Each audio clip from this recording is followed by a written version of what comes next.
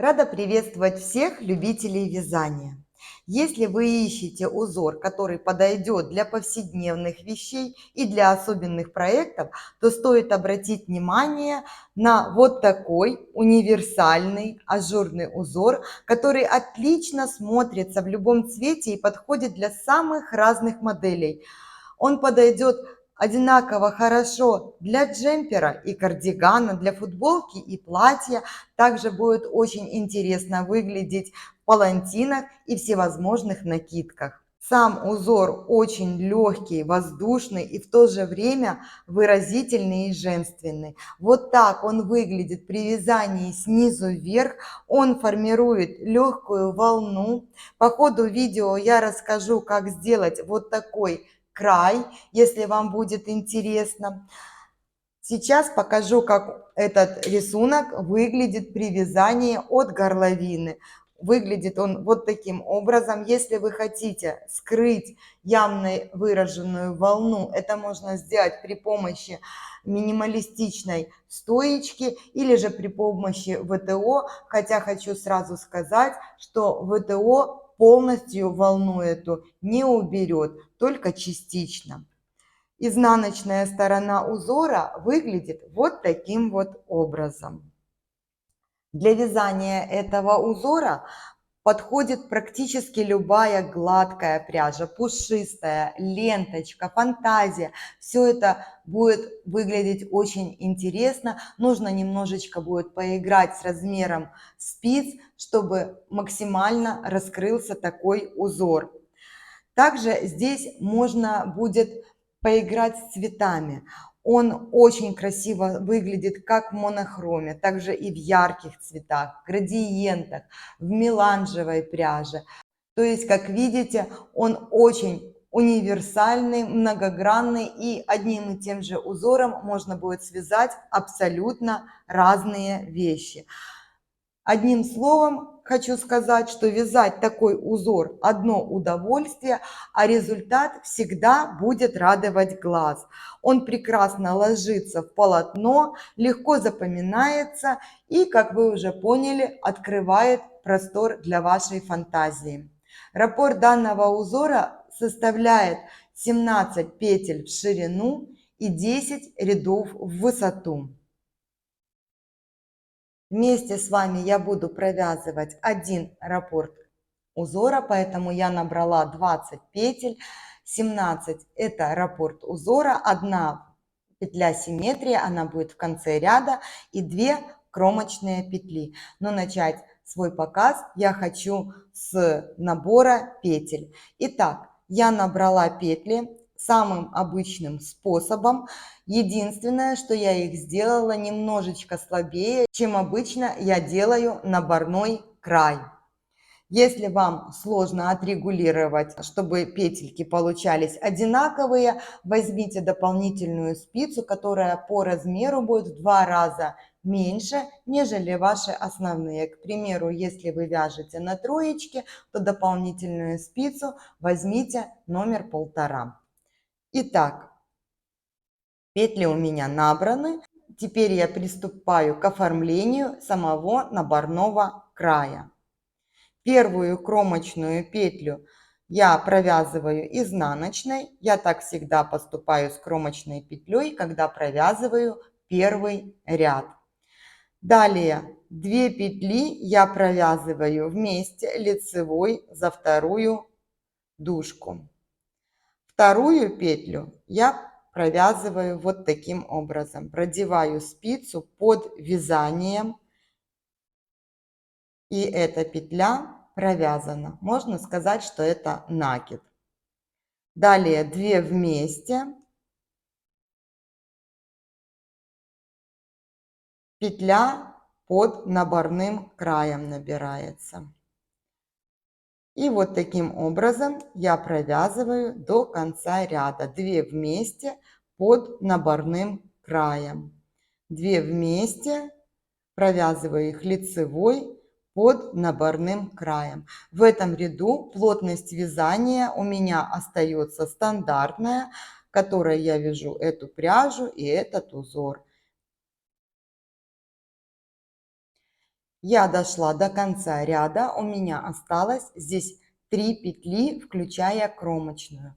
Так как у меня четное количество петель, то я их провязываю так же, как и все остальные, 2 вместе лицевой, и делаю дополнительную спицу под наборным краем. И ряд заканчиваю просто кромочной. Если же у вас нечетное количество петель, после вот этой петли из-под наборного края вы провязываете одну лицевую, а затем кромочную. Так у вас сохранится нужное количество петель.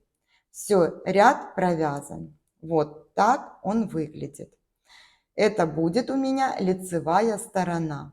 Здесь нужно просто смотреть, какая сторона вам больше нравится. Мне больше вот эта сторона нравится, и она же у меня здесь в образце.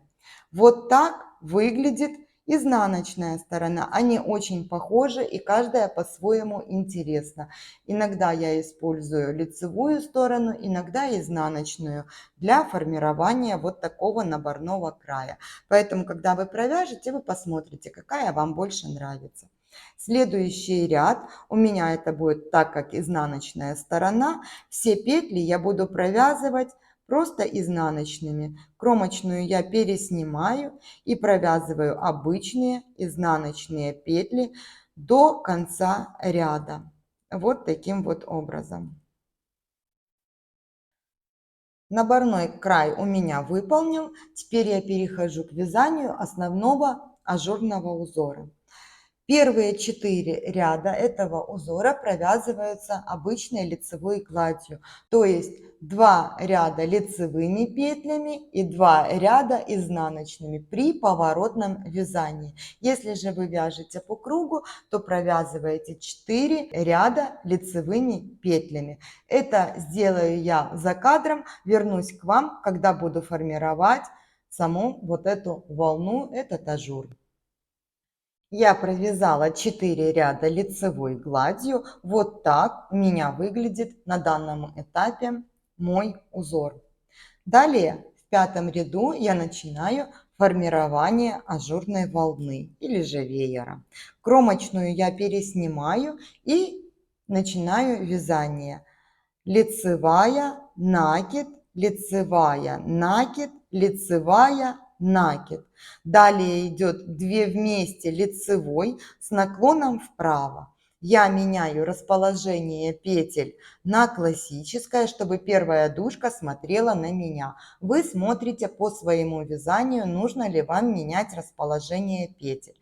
Это нужно для того, чтобы узор ложился ровно и не получались скрещенные петли и ненужные узелки в полотнище. Итак, 2 вместе лицевой с наклоном вправо, второй раз 2 вместе лицевой с наклоном вправо и третий раз 2 вместе лицевой с наклоном вправо. Далее я буду выполнять 3 убавления влево. Для этого петля должна быть открыта и вторая дужка смотреть на меня. Опять-таки вы смотрите по своему способу вязания, нужно ли вам менять расположение петель или нет. Провязываю 3 убавления. 2 вместе лицевой с наклоном влево, второй раз 2 вместе с наклоном влево и третий раз 2 вместе лицевой с наклоном влево. Далее делаю накиды через лицевую. Накид, лицевая, второй накид, лицевая петля, третий накид. На этом я закончила вязать раппорт узора. Вы продолжаете вязание в ширину, повторяя с 1 по 17 петлю на ту ширину, которая нужна для вашего изделия. Поворотные же ряды заканчиваются одной лицевой, это петля симметрии, и кромочной. Если же вы вяжете по кругу, вы просто повторяете с 1 по 17 петлю. Естественно, у вас не будет ни петли симметрии, ни кромочной. В изнаночном ряду все петли провязываются изнаночными. Если же вы вяжете по кругу, соответственно, провязываются лицевыми. 6 ряд я начну провязывать с вами, покажу, как я провязываю накиды. Далее четные ряды я буду пропускать, потому что они будут вязаться полностью одинаково. Итак, кромочную я переснимаю. Далее у меня идет одна изнаночная, ее я провязываю изнаночной. Накид я провязываю открытой изнаночной петлей. Вот таким образом, чтобы получалась дырочка. И так я вяжу до конца ряда. И накид, и изнаночные петли провязываются изнаночными.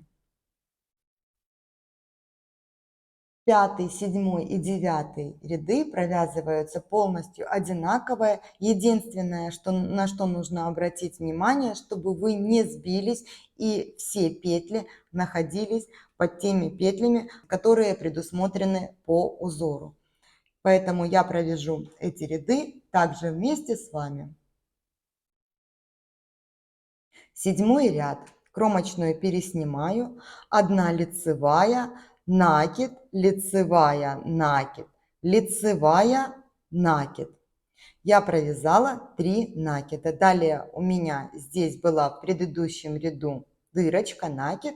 Я здесь начинаю провязывание 2 вместе с наклоном вправо.